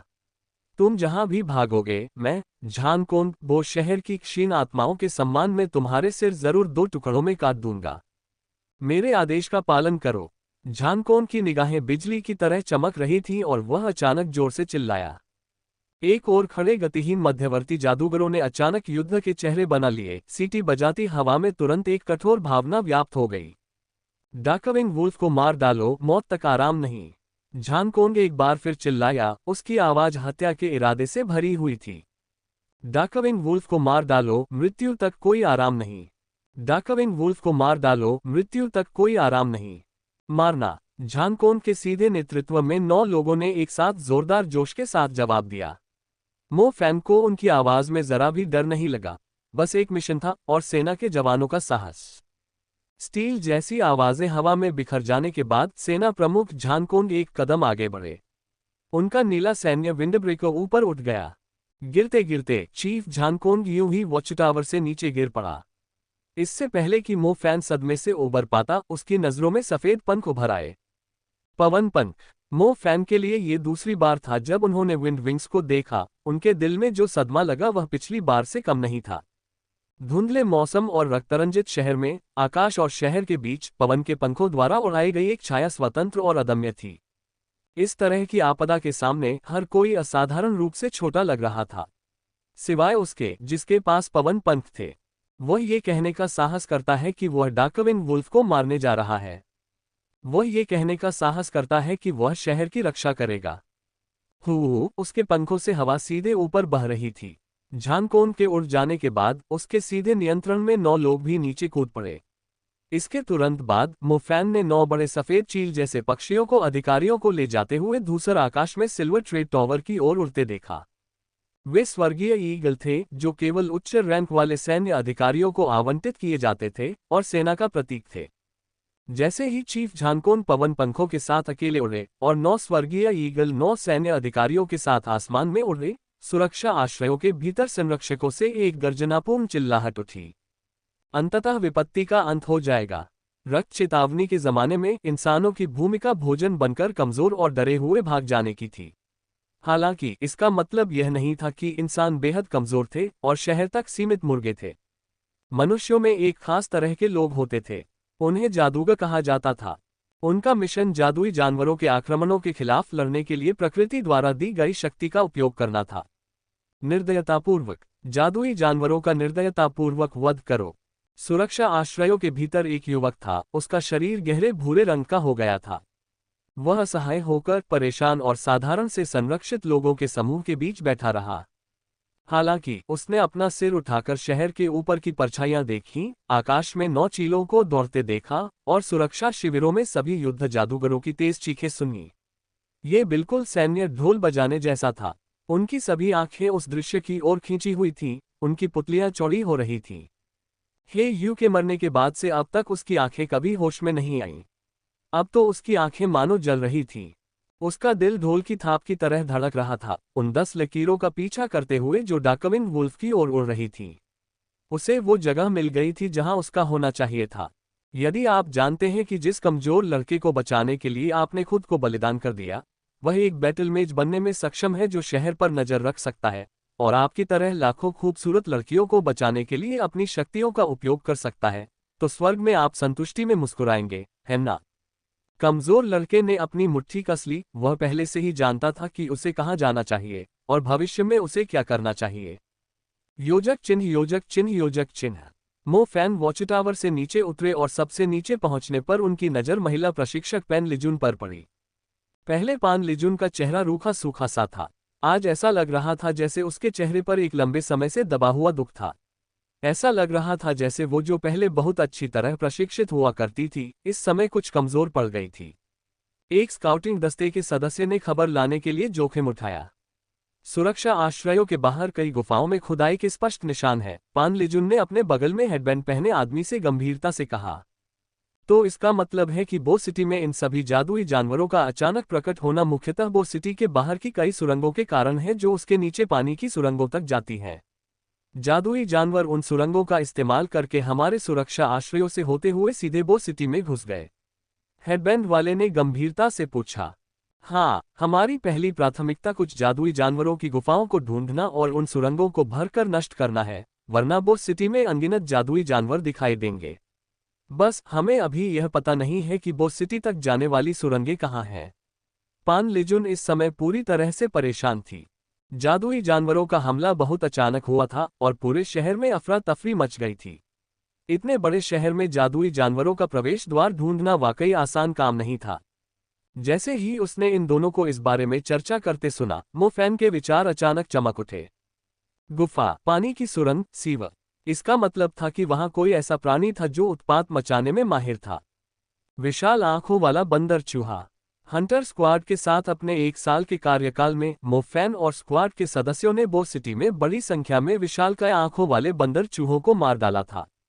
इस क्षण उसे अंततः समझ में आया कि पिछले 1 साल से बो सिटी में इतने सारे विशाल आंखों वाले बंदर चूहे क्यों उत्पात मचा रहे थे। हे भगवान, वे बो सिटी के लिए इस आपदा के संकेत थे। प्रशिक्षक पैन, मुझे लगता है कि मुझे पता है कि सुराग कहाँ है। 2 लोगों की बातचीत सुनकर मोफैन ने जल्दी से बीच में टोकते हुए कहा। उसे कुछ महत्वपूर्ण बात का एहसास हुआ। कहा। दोनों ने भ्रम में मोफैन को देखा। सिटी हंटर स्क्वाड, मुफैन ने जवाब दिया। कहा जा सकता है कि दोनों के बीच हुई चर्चा ने मुफैन के दिमाग में एक विचार को जन्म दिया। इस बार जादुई जानवरों का आक्रमण अप्रत्याशित लग रहा था। सच तो यह है कि सिटी हंटर स्क्वाड में शामिल मुफैन को बो सिटी की स्थिति का कुछ अंदाजा था, और सबसे खास बात थी विशाल आंखों वाले बंदर चूहों का उत्पात। विशाल आंखों वाले वानर चूहे खुदाई करने में विशेषज्ञ थे, इससे ये समझना आसान था कि बो सिटी में बाहर से जाने वाली जादुई जानवर सुरंग विशाल आंखों वाले वानर चूहों का काम था। हर बार जब सिटी हंटर स्क्वाड किसी जादुई जानवर का शिकार करता तो वे उसे रिकॉर्ड कर लेते। बो सिटी में विशाल आंखों वाले बंदर चूहों की हालिया गतिविधियों से वे जादुई जानवर के प्रवेश द्वार का स्थान जरूर ढूंढ पाएंगे। दोनों लोगों ने एक दूसरे की ओर देखा और उन्हें एक ही बात का एहसास हुआ। विशाल आंखों वाले बंदर चूहे के लिए बिना किसी गतिविधि के बो सिटी तक जाने वाली सुरंग खोदना नामुमकिन था। बो सिटी की समस्याओं को सबसे अच्छी तरह समझने वाले लोग स्वाभाविक रूप से सिटी हंटर स्क्वाड ही थे। वे सिटी हंटर स्क्वाड से कुछ सटीक सुराग प्राप्त करने में सक्षम होंगे। अच्छा, मैं तुरंत जाकर सिटी हंटर स्क्वाड के लोगों से संपर्क करूंगा, हेडबैंड वाले आदमी ने बार बार सिर हिलाया। पान लिजुन ने आश्चर्य से अपना सिर घुमाया और मुफैन की तरफ देखा। उसने कभी सोचा भी नहीं था कि इस छात्र के चंद शब्द इतने महत्वपूर्ण हो सकते हैं। सच तो यह है कि मैं सिटी हंटर स्क्वाड का सदस्य हूं। प्रैक्टिकल से लौटने के बाद मुझे एहसास हुआ कि मेरी अपनी ताकत बहुत कमजोर है, इसलिए मैं सिटी हंटर स्क्वाड में शामिल हो गया। हालांकि मुझे अभी नहीं पता कि वे कहाँ हैं, मुफैन ने बनावटी मुस्कान के साथ बताया, क्योंकि उसने प्रशिक्षक पेन को अपनी ओर घूरते देखा था। आप सचमुच अथाह हैं, पान लिजुन ने मुस्कुराते हुए कहा। प्रशिक्षक पेन, स्ट्रोई पीक माउंटेन स्टेशन पर स्थिति कैसी है? मेरे पिता वहां हैं, मुफैन ने पूछा। चिंता मत करो, वो जगह बो सिटी से भी अधिक सुरक्षित है, तुम्हारे पिताजी भी ठीक होंगे, पान लिजुन ने उसे आश्वासन दिया। यह अच्छी बात है, क्या आप मुझे किसी अन्य मामले में मदद कर सकते हैं? मुझे बताओ, छोटे नायक। सेफ्टी शेल्टर एक विशाल कैंप की तरह है, वहां बहुत ज्यादा लोग हैं। मैं अपने परिवार के सदस्यों को नहीं ढूंढ पा रहा हूं जो सेफ्टी शेल्टर में चले गए हैं। क्या आप मुझे उनके वर्तमान ठिकाने के बारे में पूछने में मदद कर सकते हैं? मुफैन ने पूछा। ठीक है, कोई दिक्कत नहीं होगी। इंस्ट्रक्टर चेन को सिटी हंटर स्क्वाड के लोगों को ढूंढने में शायद कुछ समय लगेगा। जादुई जानवरों के शहर पर आक्रमण के कारण सामान्य संचार उपकरण मूलतः काम नहीं कर रहे थे। कुछ ही देर बाद हेडबैंड पहने प्रशिक्षक चेन वापस आ गए। उनके अलावा कुछ और लोग भी थे, जिनमें जियाओके और शू दाहुआंग भी थे, जिनसे मुफैन परिचित था। जियाओके इस समय अपनी मिनी नोटबुक पकड़े हुए थी और वह जल्दी से जादुई जानवर का रिकॉर्ड खोज रही थी, जिसे उसने कंप्यूटर में डाल दिया था। अभी मैंने कुछ ऐसे क्षेत्रों का पता लगाया है जहां विशाल आंखों वाला वानर चूहा दिखाई दिया है। पहला क्षेत्र बेलिंग क्षेत्र का पार्क है, जहां एक विशाल आंखों वाला वानर चूहा दिखाई दिया था जिसने एक इंसान को घायल कर दिया था। जादुई जानवरों के आक्रमण की सबसे पहली खोज बेलिंग क्षेत्र में ही होनी चाहिए, जियाओके ने प्रशिक्षक चेंग से कहा। बेलिंग क्षेत्र पर वर्तमान में जादुई जानवरों ने कब्जा कर लिया है, प्रशिक्षक चेंग ने विचारपूर्वक कहा। इसके बाद गुआंगशांग हेवनली स्ट्रीट है और फिर लुफेन शहर। और क्या वहां कोई ऐसी जगह है जहां एक विशिष्ट बिल हो? प्रशिक्षक चेंग ने पूछा। हाँ है। मिंगवन मिडिल स्कूल के कैफेटेरिया के नीचे एक बिल था। वहां एक लड़की लापता हो गई थी और मिंगवन इलाके में कई जादुई जानवर हैं। मुझे लगता है कि वहां जरूर कोई जादुई जानवर का प्रवेश द्वार होगा, जियाओके ने कहा। ये बात याद आती है, मुझे याद है कि यह तब की बात है जब फैनमो हमारी टीम में शामिल हुई थी। हमें संयोग से मिंगवन गर्ल्स मिडिल स्कूल के अंदर एक विशाल आंखों वाला बंदर चूहा मिला था। उसके बाद पुलिस को एक बिल मिला। हम सभी को शक था कि लड़की को उस बिल में घसीटकर ले जाया गया होगा और वहीं उसे खाया गया होगा, फीशी ने जल्दी से कहा। वे चलते चलते बातें कर रहे थे। जियाओके और जू दाहुआंग ने मुफैन को साफ तौर पर नहीं देखा, जो पास ही खड़ा था और उनकी बातें ध्यान से सुन रहा था। अब हंटर स्क्वाड को पता था कि मुफैन ही फैनमो है, और उन्हें ये जानकर हैरानी होती कि मुफैन भूमिगत पवित्र झरने में साधना नहीं कर रहा था। वह यहाँ कैसे आया? मिंगवन क्षेत्र में एक जादुई जानवर का प्रवेश द्वार है। क्या मिंगवन क्षेत्र के लोग पहले ही भाग गए हैं? प्रशिक्षक चेंग ने अपने पास खड़े मागा से पूछा। फिलहाल उनके निकासी के बारे में कोई जानकारी नहीं है। सभी लोग मौन में डूब गए। थोड़ी देर बाद शू दाहुआंग ने अपनी भौहें सिकोड़ते हुए कहा, लगता है मिंगवन इलाके में सचमुच एक जादुई जानवर का प्रवेश द्वार है, और वह प्रवेश द्वार मिंगवुन गर्ल्स मिडिल स्कूल के अंदर है। इसमें कोई आश्चर्य की बात नहीं कि उन्हें स्कूल में ऐसा कंपन महसूस हुआ जैसे आसपास कोई निर्माण कार्य चल रहा हो। पता चला कि असल में विशाल आंखों वाले बंदर चूहे ही खुदाई कर रहे थे। कोई भी खाली नहीं हुआ है। क्या आपने गलत पढ़ा है? क्या आपको यकीन है कि वहां से कोई भी खाली नहीं हुआ है? मो फैन की नजर उस मागा पर टिकी थी जो अभी बात कर रहा था। मो फैन, शांत हो जाओ। हाँ, अगर हम गलत नहीं हैं, तो जादुई जानवर का प्रवेश द्वार मिंगवन गर्ल्स मिडिल के पास होना चाहिए। इस तरह मिंगवन क्षेत्र भी जुड़ा होना चाहिए, इसलिए वहां से खाली करना आसान नहीं है। मो फैन की आत्मा डूब गई। उसे अच्छी तरह याद था कि ये शिनशिया ने उसे बताया था कि उनके स्कूल में बार बार कंपन हो रहा है। इसका मतलब जरूर यही होगा कि विशाल आंखों वाले वानर चूहे जमीन के नीचे खुदाई कर रहे थे। यदि जादुई जानवर सीधे वहां से ऊपर चढ़ गए तो पूरा स्कूल तुरंत नष्ट हो जाएगा। वर्तमान में पूरा वो शहर संकट में है। ऐसे में कौन इस बात की परवाह कर सकेगा कि कोई मिडिल स्कूल खाली हो पाया है या नहीं?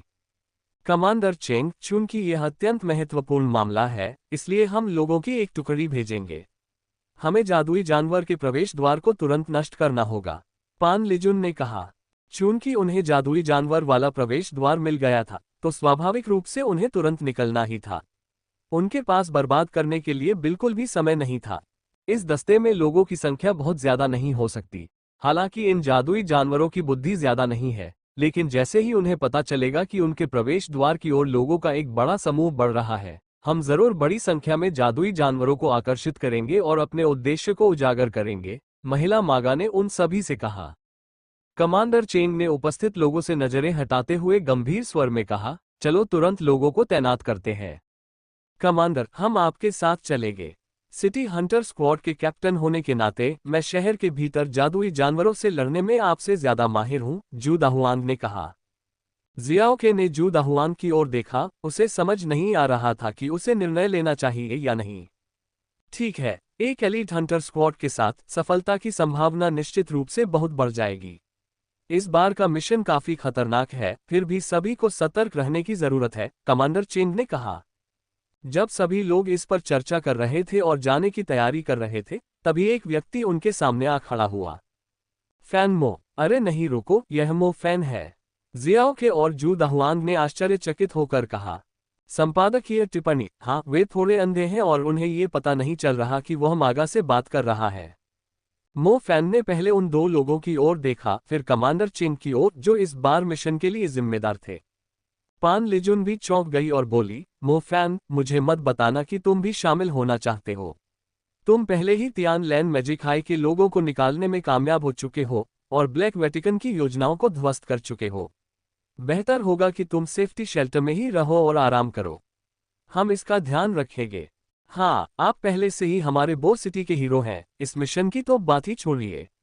9 मौतें और एक जीवित बचे होने को भी बहुत अच्छा कहा जा सकता है, कमांडर चेंग ने सिर हिलाया। शहर का हीरो? मो फैन ने ऐसा नहीं सोचा था। यदि वह मर गई तो वह पूरी तरह से बर्बाद हो जाएगा। क्या वह मो फैन नहीं है? क्या तुम मजाक कर रहे हो? अब जब वह सुरक्षा आश्रय में आ ही गया है तो वह बाहर क्या करेगा?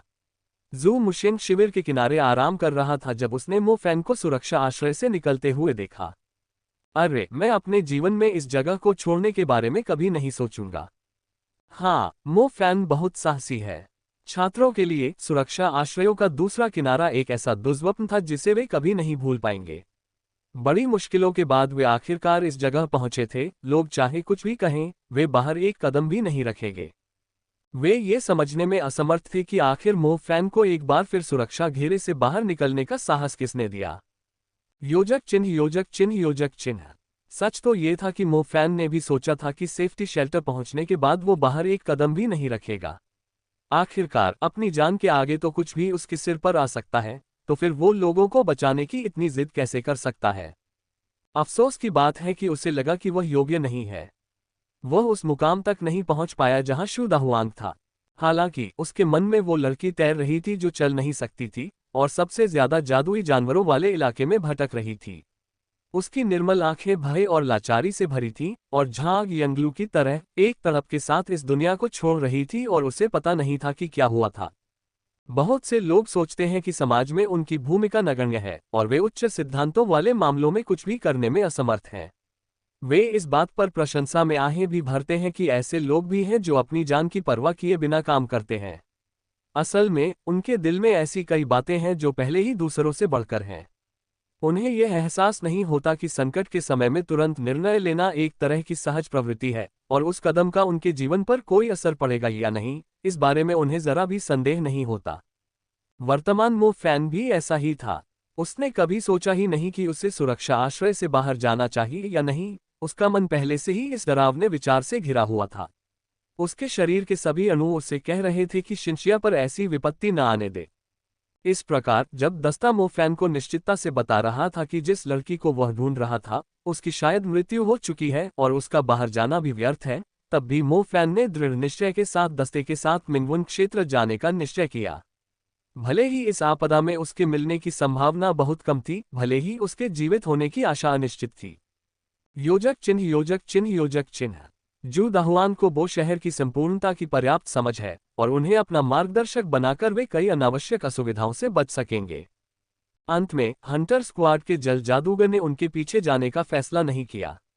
हर व्यक्ति की अपनी पसंद थी, न तो अधिकारी चेंग और न ही जू दाहुआन उन्हें ऐसा करने के लिए मजबूर कर रहे थे। इस मिशन में मो फैन के परिचित दो प्रशिक्षक लुओ युनबो और पान लेजुन भी शामिल थे। इस दस्ते का जिम्मेदार अधिकारी चेंग ही था, जो एक इंटरमीडिएट जादूगर है। अधिकारी चेंग वो शहर का आधिकारिक रक्षक था और इस अविश्वसनीय रूप से कठिन मिशन को उसे व्यक्तिगत रूप से संभालना था। दस्ते में कुल 8 लोग थे, जो कोई बड़ी संख्या नहीं थी। एक तो इसलिए कि ज्यादा लोग होने से जादुई जानवर आसानी से उनकी हरकतों को भांप सकते थे। दूसरी तरफ उनके साथ कोई और लोग नहीं थे जिन्हें वे मार गिरा सकें। एक मध्यवर्ती जादूगर को मार गिराना पहले से ही एक अच्छी बात मानी जा सकती थी। आखिरकार वो शहर में कई योद्धा श्रेणी के जादुई जानवर घूम रहे थे और केवल मध्यवर्ती जादूगर ही उन जादुई जानवरों से निपट सकते थे। मेक्सिन राजमार्ग सुरक्षा आश्रयों से सीधे शहर के मिंगवन क्षेत्र तक जाने का सबसे अच्छा शॉर्टकट था। हाईवे पुल पर पहले से ही लावारिस कारों की भरमार है, जो पूरी तरह से दुर्गम है। हाईवे पुल पर कारों के ऊपर कुछ जादुई जानवरों की आकृतियां रेंगती हुई दिखाई दे रही थीं, उन नागरिकों की तलाश में जो अपनी कारों में छिपना सुरक्षित समझते थे। इस समय अस्त व्यस्त हाईवे पुल पर 8 काली मोटरसाइकिलें चुपचाप और लचीले ढंग से पुल के किनारे बने पैदल पथ पर चल रही थीं, जो लगभग बिना किसी रुकावट के था। साइकिल का स्टील बहुत सपाट था, दूर से देखने पर वे 8 अफ्रीकी पैंथरों की तरह दौड़ती हुई दिख रही थीं। बारिश के बाद की मंद रोशनी उनकी चमक को मुश्किल से ही प्रतिबिंबित कर पा रही थी। हालांकि काले पत्थर से बनी इस तरह की मोटरसाइकिल जादुई जानवरों द्वारा नहीं खोजी जाएगी, फिर भी यह स्पष्ट है कि एक बुलाए गए जानवर की सवारी करने से आपको इस तरह की स्थिति में एक निश्चित लाभ मिलता है, अधिकारी चेंग ने कहा। दुर्भाग्यवश समनर्स के पास भी अपने मिशन हैं, पेन लेजुन ने उत्तर दिया। अधिकारी चेंग ने सिर हिलाया और कुछ नहीं कहा। इस समय मो फैन भी एक काले रंग की मोटरसाइकिल चला रहा था। उसने इसे चलाने की तकनीक मिडिल स्कूल में ही सीख ली थी। जादू स्कूलों के शिक्षकों ने उन्हें बताया था कि सभी प्रकार के जादुई उपकरण जादुई जानवरों को आसानी से आकर्षित कर सकते हैं। आखिरकार फोन, कंप्यूटर, कार और मोटरसाइकिल सभी अलग अलग तात्विक जादुई ब्लूप्रिंट का उपयोग करके बनाए गए थे। इन सभी को काम करने के लिए जादुई पत्थरों की ऊर्जा की आवश्यकता होती है। जादुई पत्थरों से निकलने वाली ऊर्जा को जादुई जानवर आसानी से महसूस कर सकते हैं। वैज्ञानिक उपकरणों में बदले गए जादुई पत्थरों का जादुई जानवरों के लिए कोई खास आकर्षण नहीं था, लेकिन तेज गति वाले जादुई पत्थर अलग थे। ठीक वैसे ही जैसे कई जानवरों को स्थिर चीजों का कोई अंदाजा नहीं होता, लेकिन जैसे ही कोई चीज चलने लगती है वे भी उसका पीछा करने लगते हैं। जादुई जानवरों और वाहनों के साथ भी यही तर्क था। इस प्रकार सेना द्वारा अनुकूलित उपकरणों के अलावा वैज्ञानिक उपकरणों का उपयोग निश्चित रूप से आसपास के जादुई जानवरों को आकर्षित करेगा। प्रभाव का दायरा जादुई जानवर की इंद्रियों पर निर्भर करता था। कुछ सैनिकों के बीच हुई बातचीत के बाद मो फैन को एक बहुत ही महत्वपूर्ण जानकारी समझ में आई, और वह ये कि जादूगरों का निजी परिवहन साधन आमतौर पर एक बुलाया हुआ जानवर होता था। बुलाए गए जानवर की आभा एक जादुई जानवर जैसी होती थी, और जो लोग बुलाए गए जानवर पर सवार होकर शहर से बाहर निकलते थे उन्हें जादुई जानवर आसानी से नहीं पकड़ पाते थे। दुर्भाग्य से प्रारंभिक तत्व जागरणों में से अधिकांश केवल मूल तत्व के ही होते थे। सम्मन जादू का आयामी तत्व केवल मध्यवर्ती या उन्नत स्तर पर पहुंचने पर ही जागृत हो सकता था। इसलिए सम्मनित जानवर वास्तव में इतने आम नहीं थे। योजक चिन्ह योजक चिन्ह योजक चिन्ह। मेक्सिन राजमार्ग से गुजरने के बाद उनकी प्रगति बहुत तेज मानी जा सकती थी। हालांकि जब वे मिंगवन क्षेत्र में पहुंचने वाले थे तो पुल उनके आगे ढह गया, संभवतः इसलिए क्योंकि एक योद्धा श्रेणी का जादुई जानवर इस जगह से गुजरा था। इस प्रकार उनके पास साइकिल छोड़कर पैदल चलने के अलावा कोई विकल्प नहीं था। इसके बाद से परिवहन के तकनीकी साधन असुविधाजनक हो गए, क्योंकि वे सड़क पर बहुत अधिक निर्भर थे। अपने वाहन छोड़कर 8 लोग आगे बढ़ते रहे। प्रशिक्षक लुओ युनबो एक पवन जादूगर थे जो उनके लिए आगे का रास्ता तलाश रहे थे। लुओ युनबो का अनुभव ली वेंजी से कहीं ज्यादा था। वह जानता था कि कैसे अपने पवन पथ जादू का इस्तेमाल करके जादुई जानवरों को फुसलाया जाए ताकि वे सीधे निकल जाएं और कोई रास्ता न लें। इस प्रकार का पवन जादूगर दस्ते के लिए बहुत महत्वपूर्ण था, क्योंकि वे बहुत समय और सभी की ऊर्जा बचाने में सक्षम थे। रास्ता काफी लंबा था, सबके रास्ते में बहुत सी चीजें खड़ी थीं। अगर वे अपनी ऊर्जा बचा सकते थे तो उन्हें बचा लेना चाहिए। मिंगवन गर्ल्स मिडिल के दक्षिण में एक बहुत ही भव्य शॉपिंग मॉल था। आमतौर पर इस समय के आसपास शॉपिंग मॉल प्लाजा पर आंटियों का एक बड़ा समूह इकट्ठा हो जाता था, जो लिटिल एप्पल की धुन पर एक कॉलोनी में एकत्रित होते थे। आज इस चौक में एक भी जीव नहीं था। जो आंटियां कभी मौसम की परवाह न करके यहाँ आई थीं, शायद अब कभी यहाँ अपनी खुशी का इजहार करने की हिम्मत न करें। ऐसा इसलिए क्योंकि पिछली रात ही उन्होंने जादुई भेड़ियों के एक समूह को अपने डांस पार्टनर्स को एक ही घूंट में निगलते देखा था। खून के धब्बे बारिश में धुल चुके थे और जमीन पर जो कुछ बचा था वो इंसानों के अवशेष थे। ये देखकर कई लोगों को उल्टी आने लगी। चौक के आसपास कुछ धीमी गड़गड़ाहट और दहाड़ें उठती और कभी कभी एक करुण चीख सुनाई देती। इससे तुरंत पता चल जाता कि कोई जादुई जानवर किसी और को खा रहा है। विशाल शॉपिंग बिल्डिंग चौक के 1/3 हिस्से पर फैली हुई थी। यह एक नया शॉपिंग मॉल था, लेकिन जादुई जानवर की लापरवाही की वजह से यह खंडहर में तब्दील हो चुका था। हर जगह कांच के टुकड़े, टूटी हुई दीवारें और फर्श की टाइलें बिखरी हुई थीं। प्लाजा के नीचे की मंजिल बिल्कुल वॉलमार्ट सुपरमार्केट जैसी थी। जादुई जानवरों के लिए इंसानों का खाना कोई खास आकर्षण नहीं था, वरना वे वहां जमा हो जाते। सुपरमार्केट बहुत भाग्यशाली था, वहां तक पहुंचने के लिए लिफ्ट लेनी पड़ती थी, इसलिए जादुई जानवरों ने अभी तक इसकी खोज नहीं की थी। सुपरमार्केट में छिपे सभी लोग जमीन पर बैठे थे। वे बस यही प्रार्थना कर सकते थे कि जानवर कभी इस जगह को न पाएं। हमें इस तरह से नहीं छोड़ा जा सकता था, है ना? एक लड़की ने अपने घुटनों को पकड़े हुए पूछा, जो कोने में बैठी थी और धीरे से रो रही थी। बाहरी दुनिया के ज्यादातर लोग मर चुके हैं, हमें यहाँ पाया जाना तो देर सवेर हो ही जाएगा। सुपरमार्केट के मैनेजर ने जमीन पर बैठते हुए उदासीनता से कहा, हम नहीं जा सकते। यहाँ बैठे रहने से तो बस मौत का इंतजार ही रहेगा, हमें बाहर जाना होगा। बाहर जाने से हमें थोड़ी उम्मीद मिलेगी। सुपरमार्केट का सामान ढोने वाले आदमी ने कहा, मैं एक पाइपलाइन कर्मचारी हूँ, मैं कई दशकों से इसी तरह काम कर रहा हूँ।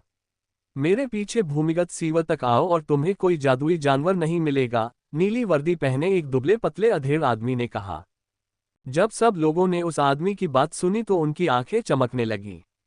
यहाँ तक भागकर आए एक युवक के अनुसार बाहरी दुनिया जादुई जानवरों से भरी हुई है और अगर वे सतह पर आ जाते तो कुछ ही सेकंड में एक जादुई जानवर उन्हें खा जाता।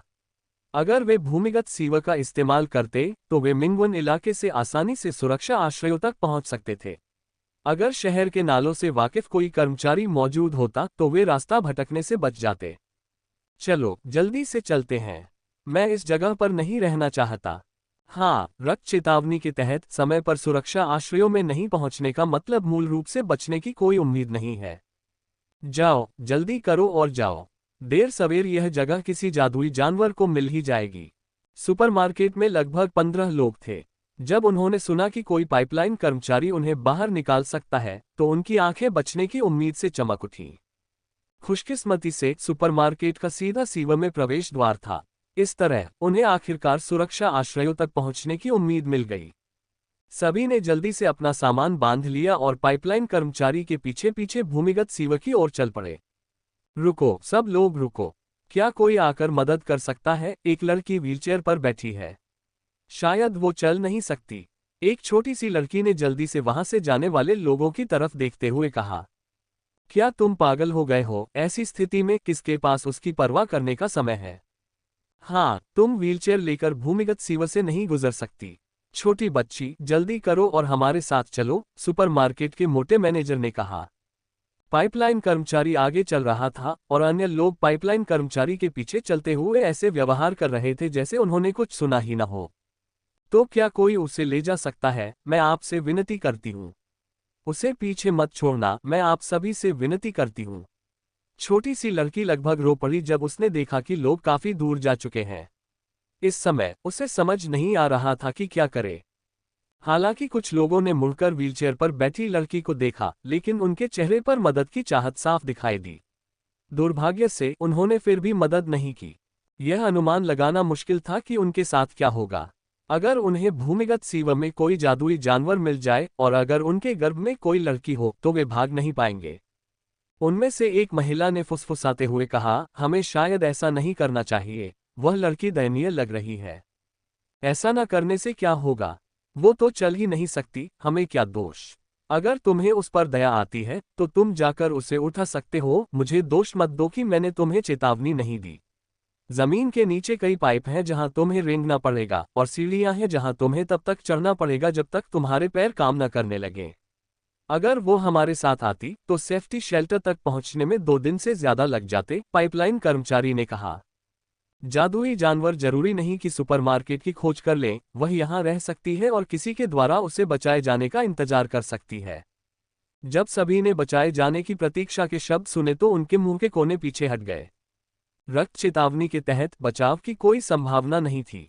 ज्यादातर जादूगर लोगों की सुरक्षा के लिए सुरक्षा आश्रयों के आसपास इकट्ठा होते थे और जो लोग बाहर घूम रहे थे उनमें से ज्यादातर को बाहर निकलने के लिए खुद ही उपाय सोचने पड़ते थे। इस प्रकार व्हीलचेयर पर बैठी वह लड़की केवल यही प्रार्थना कर सकती थी कि जादुई जानवर कभी भी सुपरमार्केट को न ढूंढ पाए। सुपरमार्केट जल्दी ही खाली हो गया और वही छोटी सी लड़की जो पहले बात कर रही थी, व्हीलचेयर वाली लड़की के ठीक बगल में खड़ी थी। जैसे ही उसने लोगों की पीठ धीरे धीरे दूर होती देखी, उसने अपने होंठ लगभग चबा लिए। तुम्हें उनका पीछा करना चाहिए, व्हीलचेयर पर बैठी लड़की ने अपने बगल में बैठी अनजान लड़की की ओर मुस्कुराते हुए कहा। मुझे माफ करना, मैं सचमुच तुम्हें साथ ले जाना चाहती हूँ, उस छोटी लड़की ने बेहद शर्मिंदगी के साथ कहा। चिंता मत करो, जल्दी करो और उन्हें पकड़ लो। क्या मैं आपके लिए कुछ कर सकता हूँ?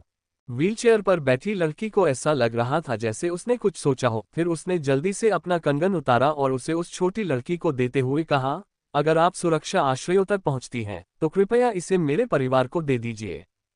छोटी सी लड़की को व्हीलचेयर लड़कियों के परिवार की जानकारी तुरंत याद आ गई। फिर उसने ईमानदारी से सिर हिलाया, चिंता मत करो, मैं उन्हें बता दूंगी और उन्हें यहाँ आने और आपको बचाने के तरीके सोचने के लिए कहूंगी। व्हीलचेयर पर बैठी लड़की ने अपना सिर हिलाते हुए कहा, कृपया उन्हें बता दीजिए कि मैं पहले ही मारी जा चुकी हूँ। वह छोटी सी लड़की इतनी हैरान हो गई कि उसने अपना मुंह खोल दिया। कुछ देर तक उसे समझ नहीं आया कि क्या कहे। आखिरकार वह छोटी सी लड़की घूमकर चली गई। उसने कई बार अपना सिर घुमाना चाहा, लेकिन बड़ी मुश्किल से वह ऐसा कर पाए। योजक चिन्ह, योजक चिन्ह, योजक चिन्ह। कोने में एक ठंडी सी रोशनी फैल गई। सफेद पोश कर्मचारी लिंगजिया का दिल धड़क रहा था।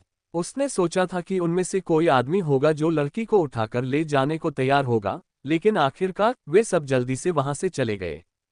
इस प्रकार की उपेक्षा से उसका हृदय अत्यंत निराश हो गया। लेकिन लिंगजिया क्या कर सकती थी? उसके पैर अभी भी जख्मी थे। लंगड़ाते हुए लोगों के पीछे पीछे चलना तो उसके लिए पहले से ही बहुत अच्छा था। वह उस लड़की को व्हीलचेयर पर ले जाने में बिल्कुल असमर्थ थी। व्हीलचेयर पर बैठी अनजान लड़की बेहद शांत दिख रही थी। जब सब उसे छोड़कर जाने वाले थे तो उसमें भीख मांगने का जरा भी भाव नहीं था। उसकी आंखों में न तो कोई उन्माद था और न ही निराशा।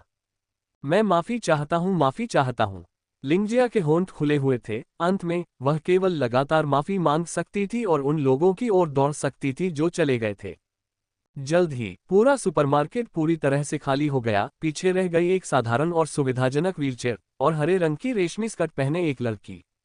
लोग जा चुके थे। ये शिनशिया ने धीरे से अपना सिर नीचे झुका लिया। उसके बाल उसके चेहरे को ढांक रहे थे। उसके सफेद हाथ घुटनों पर रखे हुए थे। भले ही वह अधिक शांत दिखती हो, फिर भी उसका डर सामने आ जाता था। अनजाने में अपनी स्कर्ट को पकड़ना इसका सबसे अच्छा प्रतिबिंब था। अपने दिल में उसने उन लोगों को दोष नहीं दिया। जैसे वह चल नहीं सकती थी तो इसके लिए वह किसे दोष दे सकती थी? प्रत्येक व्यक्ति को जीने का अधिकार था। बस जब आपको अपने आसपास मंडरा रहे खामोश खतरे का अंदाजा नहीं होता और आपको नहीं पता कि आपकी मौत कब होगी, तो दुनिया के आपको छोड़ देने का एहसास, बेबसी का एहसास धीरे धीरे शरीर के हर हिस्से में फैल जाता है। उसे समझ नहीं आ रहा था कि क्या ऐसे ही तड़पते रहना है, बेबस होकर इंतजार करना है, या फिर अपनी सारी समस्याओं का समाधान पाने के लिए अपनी जान दे देनी है। क्या मौत के दरवाजे पर खड़े होकर संघर्ष करने का कोई और कारण था?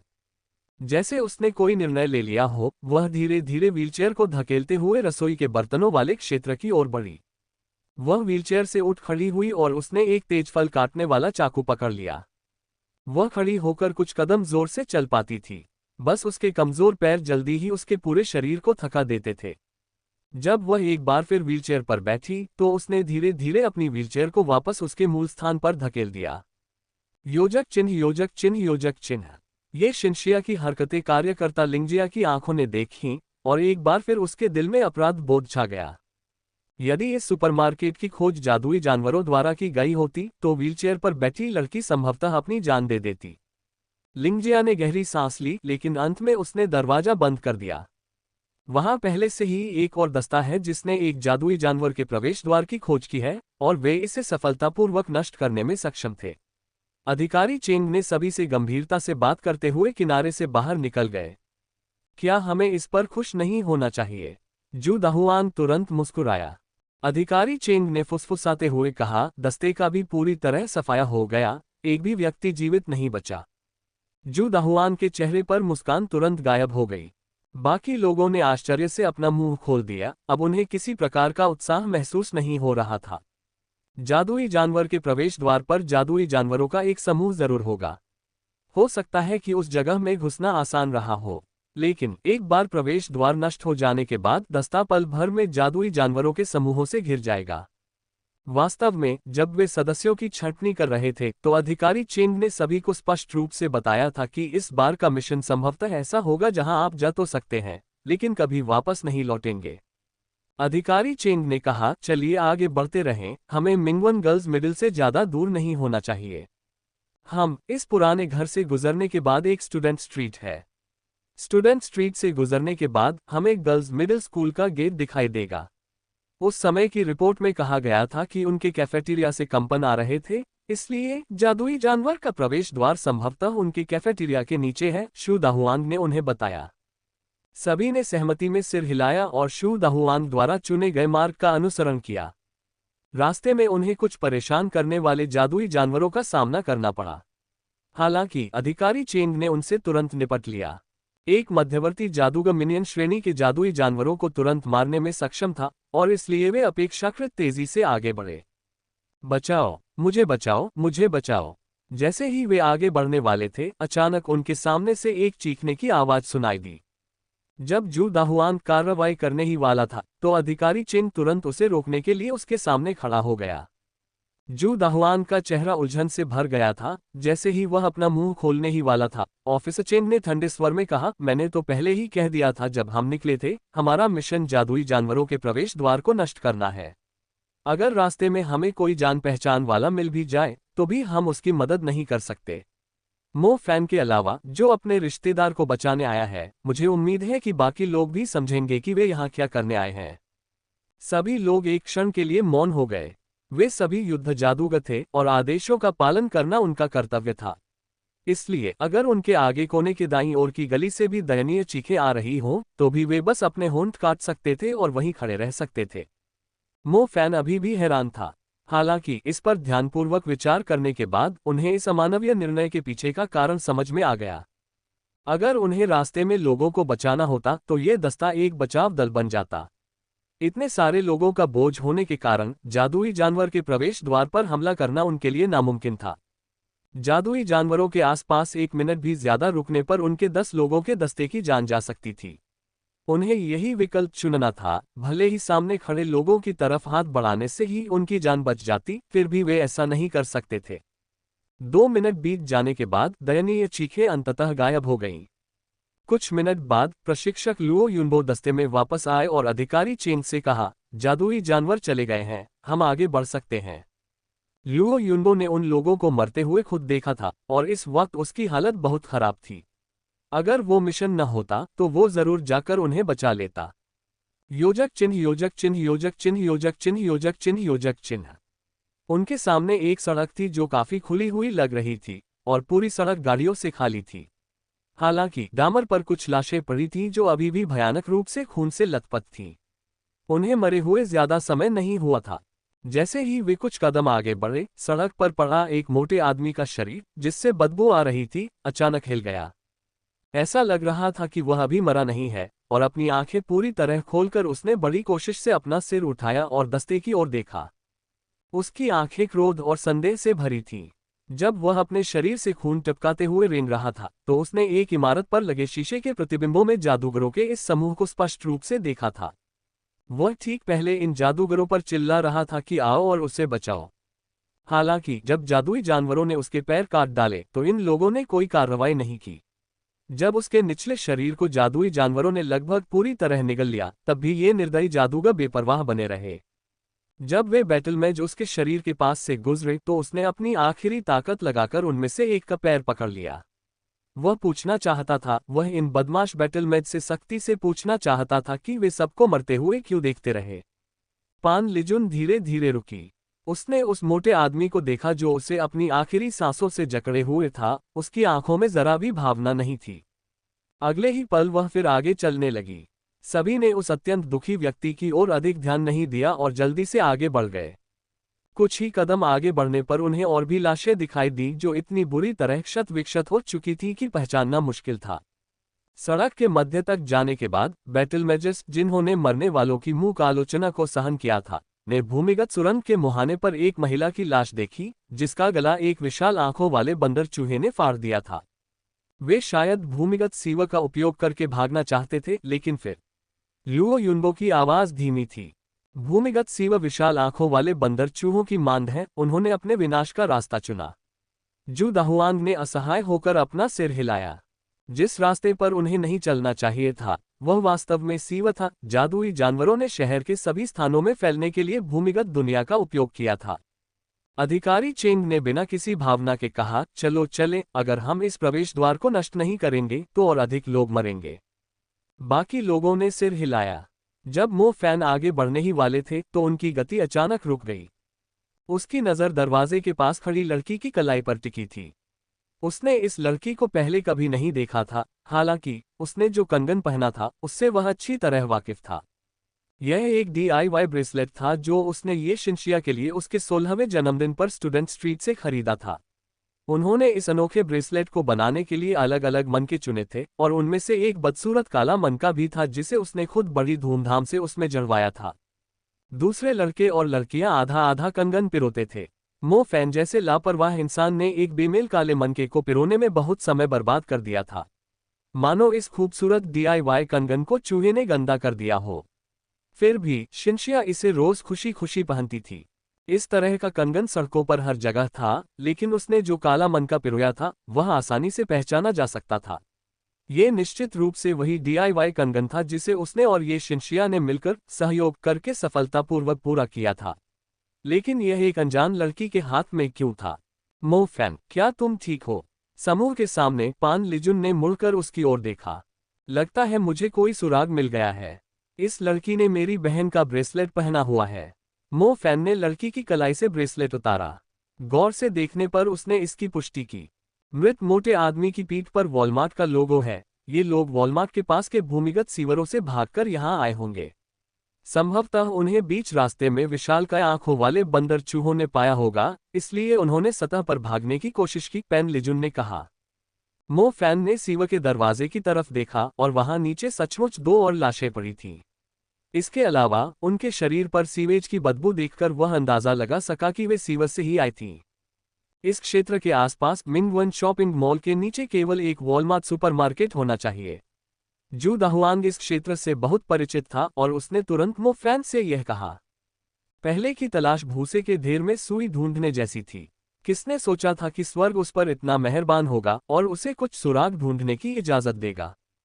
हालांकि वह ये तो नहीं बता सकता था कि ये शिनशिया सुपरमार्केट में है या नहीं, लेकिन अब कम से कम उसे जाने की दिशा तो मिल गई होगी।